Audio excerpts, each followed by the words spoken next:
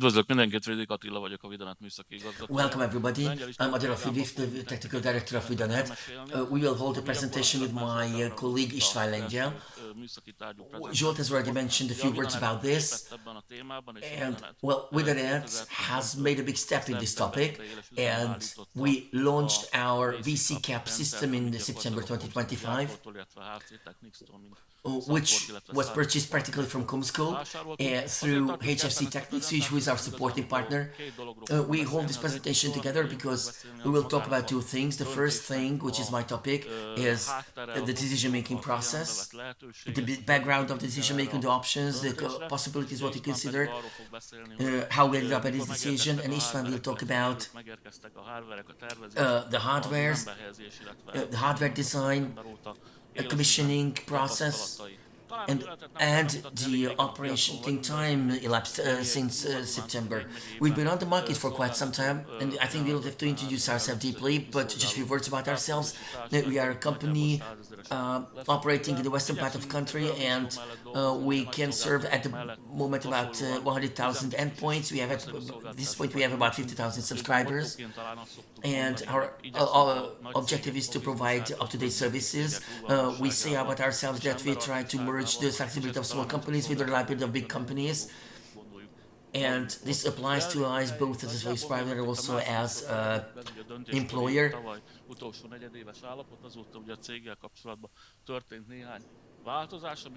Some things have happened with us since last year. Just a few words about this. Well, Vidanet was split up to two parts. One part was purchased by the Hungarian Telecom, and it is operated now as a 100% subsidiary of Hungarian Telecom, as a part of the Hungarian Telecom group, and it operates now in 3 county centers and big cities in the western part of the country, whereas the other part of the company, Vidanet, kept its original name. It has a new owner but continues with the original management. There were all sorts of gossips about this. Some of them were frightening. If somebody tells anything else about this, then just keep smiling, don't take it seriously. Now back to the professional part. We serve our clients from 15 hosts. These 15 hosts, here are the endpoints of these hosts. 34,000 endpoints are supplied by the original system, and the decision-making situation arose from the situation that all these old devices expired. The support of the devices expired a few months ago, and then we had to do something. There were 4 options we could choose from, and we identified these and prioritized these 4 options to come up with an example. If a used car, if an old car expires, it remains still usable for a while. So one option would have been to keep the original devices. We have lots of hardware reserves about this. With this, we have the competence with the old devices. We have the experience with this. We could have kept the old devices in spite of the fact that their support expired.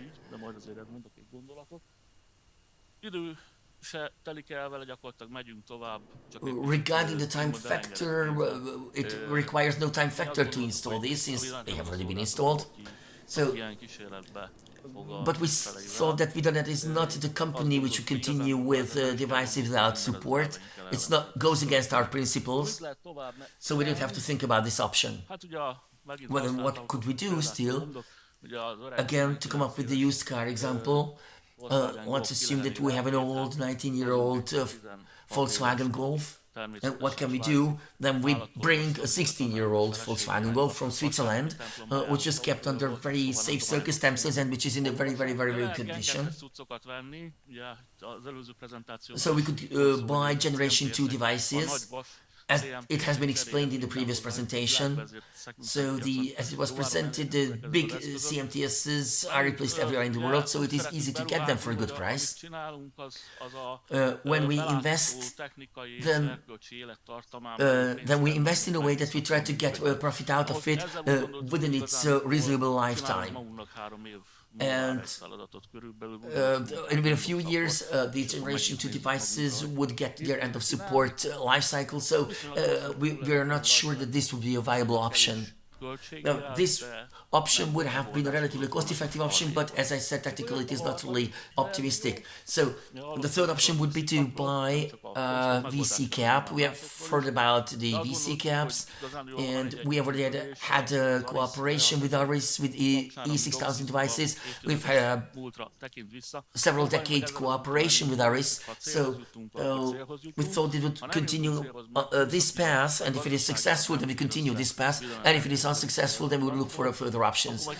So, as it could be seen, this cooperation and the references are very good, so the risks could be undertaken. So we said that if we execute this option in a year, then it's a good fulfillment. Finally, we executed it much earlier. A fourth option would have been to announce a bidding procedure, invite a lot of companies, but as I said, we are a small company, we have 56 employees, so we cannot allocate a 10-person group to execute to perform bidding procedures. So, regarding the time factor of this would have implied a lot of time, and it would have implied a lot of risks, so we decided for the third option to purchase these vCCAP devices. Of course, we know that there are companies, big companies, which first announce a bidding procedure, RFI, RFQ, whatever procedures. They negotiate with a lot of companies, and then finally end up at the 2 or 3 suppliers, which could have been foreseen as the best suppliers. They start negotiating with these, and then they play around with the contracting and whatever. So this was not the path we decided for. And then further aspects in the decision-making procedure. There is a lack of skilled personnel. There's a big lack of skilled DOCSIS specialists on the labor market. Let's come up with an example in Hungary. There is Harkány, a town which is very far away from our center. It's 350 kilometers away from Győr, so traveling there and back takes a whole day. So, therefore, it is very important for us to install very simple, or at least as simple devices in these remote areas as possible. The other aspect is the energy consumption. So the remote PHY devices, we work in a shelf structure. So with these devices, we could already save at least 50% on the electricity bill. But if we consider that these devices anticipate a smaller power, then less amount of air conditioning is needed. And if we have to spend on the air conditioning devices, then we would have to invest into smaller devices. So it would be a lot more cost effective to use these shelf devices. And future-proofness. We don't believe that it is not worth to invest into DOCSIS hardware in 2025. We have already considered this issue in the previous presentations, and I think it is much worth to implement into information technology-based devices. And now here's the point when we come up with the technical details, and my colleague István Lengyel takes over.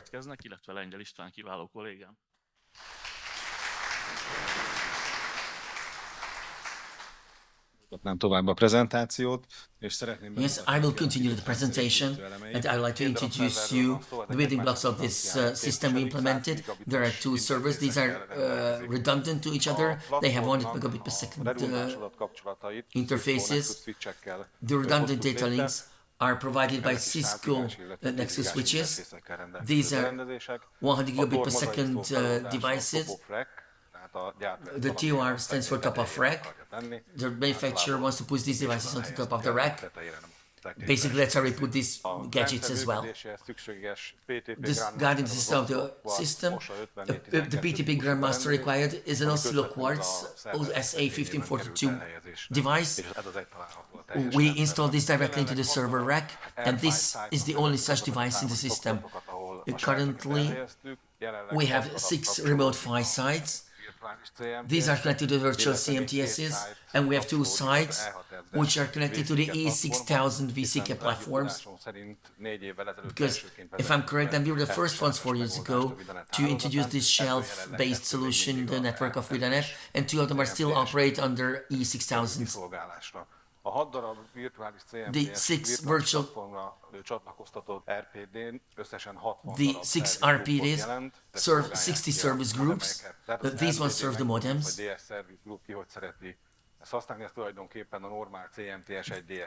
These ones are equivalent to one DS port of normal CMTS. We use both kinds of R5 shelves. The first generation one which contains 3 RPDs, and the newer one as well which contains 8 RPDs. There are financial considerations behind this. The 8 RPD shelf would be too excessive for a 9 meg domain center. So we use both platforms and use them wherever they are appropriate, depending on the capacity needs. So this platform serves now about 13,000 modems, where the data rate, the peak data rate is 20 gigabits per second in the downlink and 2 gigabits per second in the uplink. Let's see the data links. Let's see how these centers are connected to each other and to the vCCAP platform. Vidanet Zrt's central facility is in Győr. The vCCAP platform is here, and the NCS platform is here as well. This contains 2 Cisco NCS routers. These are connected to the internet, and they are redundant. They have a 200 gigabit per second link. This NCS platform connects to the old E6000 series vCCAPs, and the first generation R5 shelves are also connected here. And we also have leased line services. Certain centers, the centers downstairs in the lower part of the screen are served by leased lines. But Tevin is a little exception. We launched the R5 solution 4 years ago in Tevin, and this was first migrated to the vCCAP platform. I put these stations, these centers onto a map.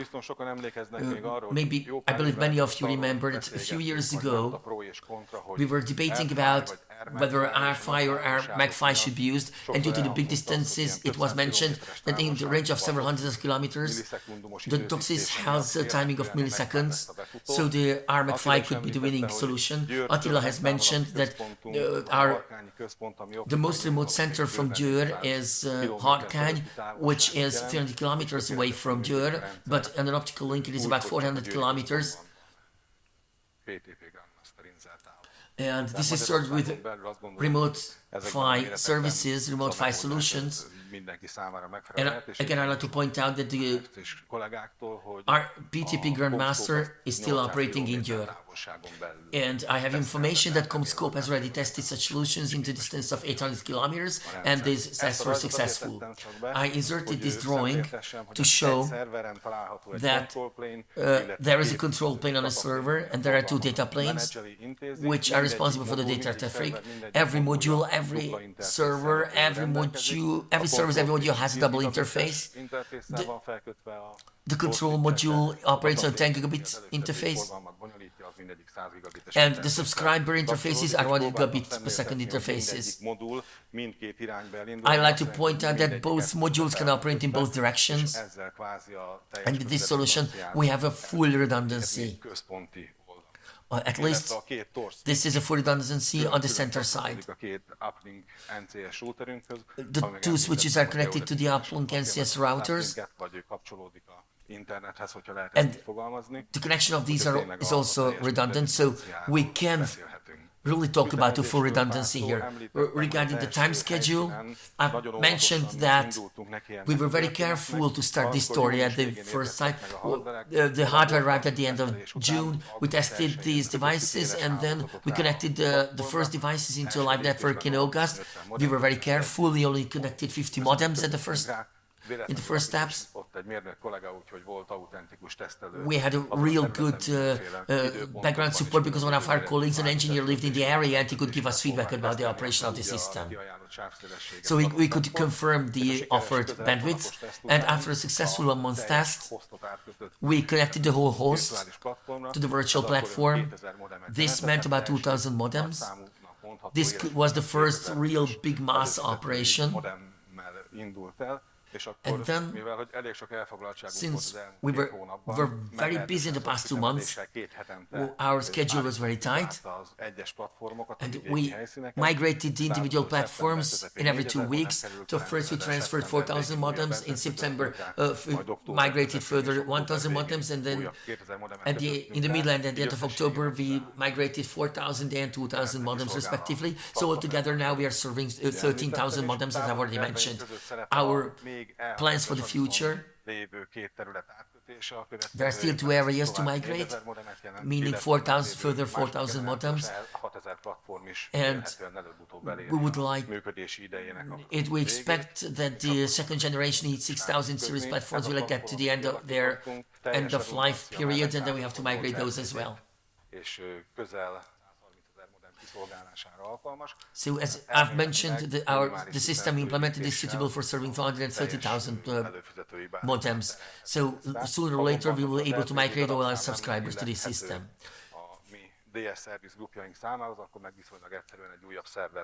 If, however, these resources were not enough, it would be easy to install a further server and to further migrate the system and to extend its capabilities. And let's look at how these units look like.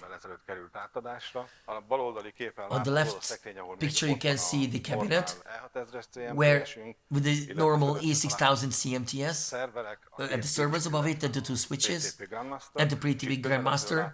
A little closer look at the PTPs, the 2 Tor switches. We have still a lot of free ports, so 110 gigabit per second interfaces.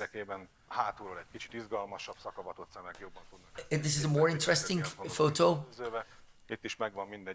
Here, every port has its own role, which is the data plane, which is the control plane. Everything is properly labeled. This is another site in the country. These are 8 RPD devices. That's what these things look like in reality. Now, what challenges we had, and what did we have to face? Nowadays, it's not a big thing to talk about servers, to use servers in telecommunications networks. So a few years ago, the specialists at a conference like this were a bit astonished when we mentioned that the DOCSIS devices would have to be replaced with servers, but nowadays that's not a big thing anymore. Now, an important thing is that while on the old devices, on the old CMTs, it was possible to assign several upstream platforms to a downstream platform, it is more strict here. So here, 2 upstreams are assigned to a downstream. We have already mentioned that we serve areas which are not really populated, not really densely populated areas. So in this case, some uplink segments had to be merged, aggregated together. And of course, it implies sometimes operational issues. And optical segmentation can be a solution for this, or the RPD R5 node segmentation could be a solution, and of course the coaxial network is nicely taken care of.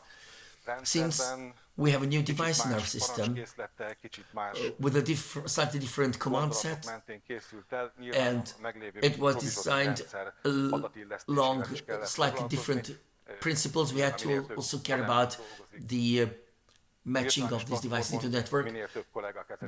The more devices are operating in a network, the more colleagues have to handle such devices. We have to face some issues of which can be, of course, solved. So for instance, last time, one of the uplink frequencies appeared as a double frequency, but these issues can be handled relatively easily. We had also some problem with the expected signal level value settings of the CMTS. So, in principle, the same principles have to be followed as in case of the E6000 series. So we have to set the expected signal level from the modem, and we are working with 65 dB microvolts, and when we set our network, then we experience 71 dB microvolts. The reason of this is that the 65 dB microvolt, which can be configured on the CMTS, is reference to 1.6 megahertz, but now we are working in 6.4 megahertz, which is 4 times as big as 1.6 megahertz, and a factor of 4 is equal to 6 decibels. So that's why we measured 71 exceeding 65. There could be two options to solve this, either to reduce the limits somehow, but it's not elegant. So we decided instead to set the signal levels individually for each uplink. So we shifted the 65 down to 60, and then finally we could get back to the same signal system level where we were originally. There are still 2 topics to cover today, and we've already discussed this with our colleagues at HFC. What we saw is, what we experienced during the migration is that when we migrated from the E6000 series, the upstream signal to noise ratio value degraded. It still happened in the trial phase. We did not really take this seriously first because we did not change the remote PHY shells. We did not really didn't take actions which could have influenced seriously the signal to noise ratios in the network. And now we are at the point where we have established that this is a live problem, but again, this is not a physical problem, so presumably this can be again some kind of data handling, some kind of measurement error. So something is measured differently here than in the case of the previous system, but I'm sure we'll solve this somehow. During our 2-month trial period, we experienced only one real problem. This happened on the transfer link between Győr and Tata. Here we are using a lease line, and sometimes we experience that the RPD restarted without any reason. And we came to the conclusion that we don't know how routing is performed on this lease line. We don't know what route is used for data transfer. And we assume that something happened on the data transfer route, and that this led to the situation where the RPD had to restart.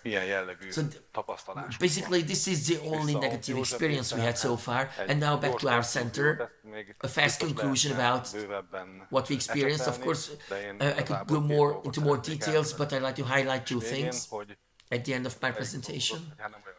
It was proven that it's not a bad idea to use servers instead of specific telecommunications hardware. We've also experienced that our expectations came true, with the exception of this little RPD breakdown in Tata. With the exception of this, the system performed as we expected, the data rates were there were no problems with it. So this was our presentation for today, and thank you for your attention. Mennyi lett volna a mai stand-upunk, köszönjük szépen a